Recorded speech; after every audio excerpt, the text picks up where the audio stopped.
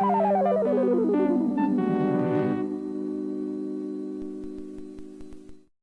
boys and girls. This is your old friend RJ City, and today we will be watching the trailer to 1987's Mio in the Land of Far Away.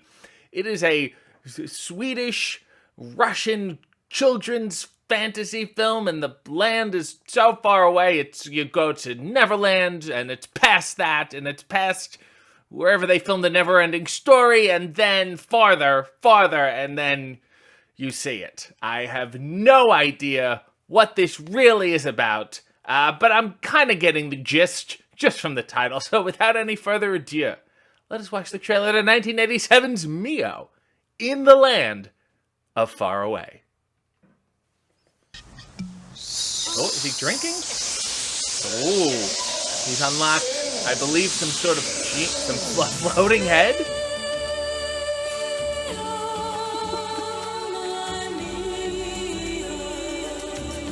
Is he hanging onto the...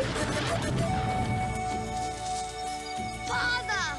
Who lives there? Kato, the evil knight. What the fuck is this? I'm frightened, Yum Yum. Why me? Only a male Nicholas child Pickle. of royal blood can fight the evil knight. No! Only a king's son. What? Two boys riding horses unattended. Is that Dracula's? This is just bats. So far away.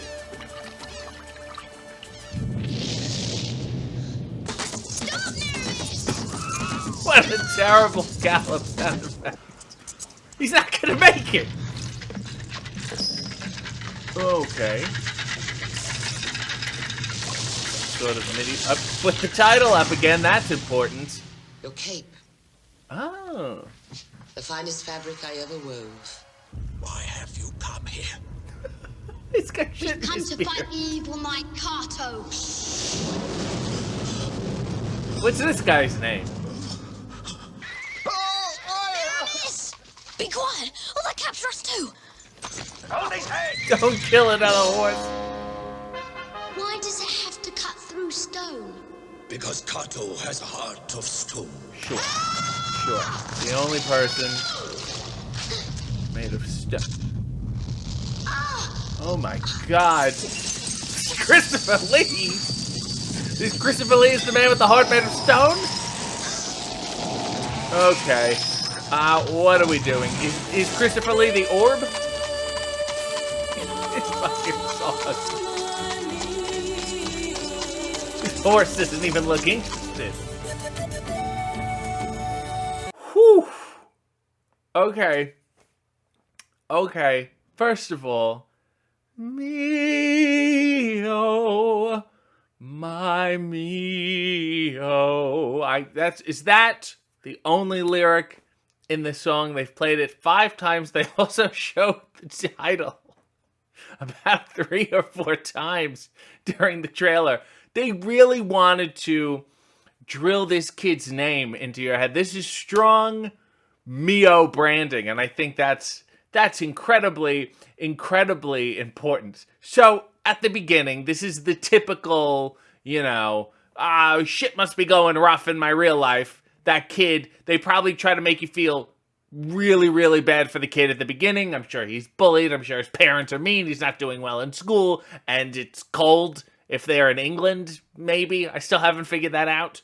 It's cold and it's rainy and wet and life is sad for this child. That way you'll excuse all the crazy shit he does later in the film. When he has to kill, presumably, Christopher Lee, you won't feel so bad because you sympathized with him at the beginning. And then he found a bottle. I don't know if he went to the liquor store or something. He found a bottle, he opened it, and out comes a bunch of white smoke. And he went, as all great British child actors do, he went, and the smoke, and there's a nice wide shot of the smoke, and then it begins to appear from the smoke a floating bearded head. And then that's when the music kicked in, and from what I can gather, he seems to have held on to the floating bearded head's long beard, which is perhaps grown just to transport people. There's no body of which to speak. It's just this floating, this disembodied head, Merlin-ish, and it seems to be going far away. Of course, the land of far away, you have to go so far. And you know it's far away because he starts passing cheaply made asteroids. Styrofoam asteroid. There's like, you get out of the Earth's atmosphere and then you're into space and you see stars and planets. Once you see styrofoam asteroids, we've gone really, really far. So they go to the land of far away, and the next thing is, I guess, a king in a field. For so far away, this place is a lot like Earth. It's a lot like old England for a land that's so far away. So maybe they've gone into the past. And the boy goes, "Father!" Which is, now this is a Swedish film, but I think it was made in English and then dubbed over.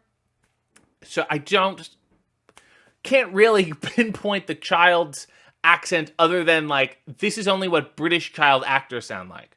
Any child in England does not sound like this.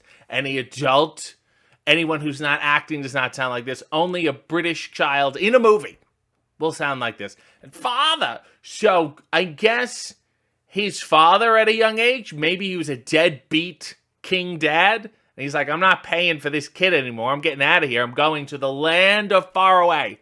Going so far away. And they put the names, which is nice. I think the king's name was Timothy Bottoms, which is a great acting name. And then I cannot believe it has to be Christian Bale. This has to be like his first movie. And you wonder why he's so angry and takes acting so seriously. It's probably because of like this performance, being shamed here, thinking, what am I doing with Timothy Bottoms? I'm better than this, and a glowing, floating, bearded head. I must be better than this. His whole trajectory is because of this movie. Takes it so serious. Oh, he gained all this weight. Oh, he lost all this weight. It's because this movie made no sense to him, and he's like, I cannot let that happen ever again. And then you see the two boys. I guess they're brothers or best friends.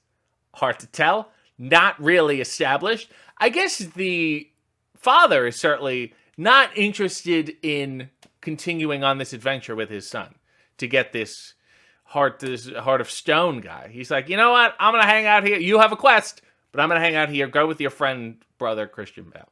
So these two boys riding on horse, unattended. And I must say, this may be some of the worst galloping sound effects I've ever heard in my life. It's like the Foley person has never even been near a horse before. And they're making only some sort of cartoon approximation. And then they see this castle, which every shot of the castle has swirling bats. So I don't know if the bats are constantly swirling. It's like the bats themselves don't even want to be in the castle. Very Dracula. And then you see them on that makeshift raft, which will take a long time. And they're going very far away. Surprisingly clean. Their faces are clean. Their hair is clean, considering, they look like they've been on horseback for miles and miles and miles, and then had to paddle a makeshift raft across a dank lake. And then there seems to be quite a few expository scenes with old British men giving them things they need and explaining, quite frankly, what the fuck they're doing. And then a woman who made them a glowing cape. And, or maybe it's like one of those aluminum NASA blankets. You just wrap it. Oh, thank you. It was so cold on the lake. I'm upset, though, that you do not find out the names of the old British men who tell them what the deal is. They're like, we're fighting, and I can't remember Christopher Lee's name, whatever it was, Tralog. And the guy's like, shh. So I guess he's got the whole place bugged. He's listening in. How dare you say my name? I will hear you. I'll find out. And then the other guy gives him a special sword, which really just looks like any sword. And if that sword is so special, why don't you do it? You already have the sword. You've been sitting waiting for this kid to come along, riding in on a floating beard. The hell is that? And then I guess Christian Bale's not needed anymore, or maybe he dies. There's that scene when the horse is going. There's a space in the bridge. The horse jumps kind of before the bridge ends. You would think his back legs would spring off the bridge at the last moment. It does not look trajectory-wise. I mean, the kids certainly make it. At least Mio makes it. But I'm pretty sure at some point the horse must die. They must kill the horse. In true never-ending story fashion, all horses must die. And then it says Christopher Lee, but we don't see Christopher Lee. Nor do we hear him. Maybe he's that hand that grabs the boy and saves him, which is kind of stupid because this guy's supposed to have a heart made of stone. Or maybe he's that glowing orb. Christopher Lee as the glowing orb. And then, the orb's going, how am I going to get this orb that has a heart made of stone? And then the title flashes again. And then the wonderful song, Mio, My Mio. This looks like a flaming piece of shit. Despite the fact that it has Christian Bale, Christopher Lee, and the great Timothy Bottoms in it. How dare you decry the name of the great Timothy Bottoms? That was just it was like they took every fantasy trope and shook it up and just vomited it everywhere. And it's like, here, I think this is what it is. And that song, and then the flute, what? That never made me excited for adventure as a child. I was just like, this is a good movie to take a nap during. And I won't even take a nap during this bizarre film because I will not be seeing it in full.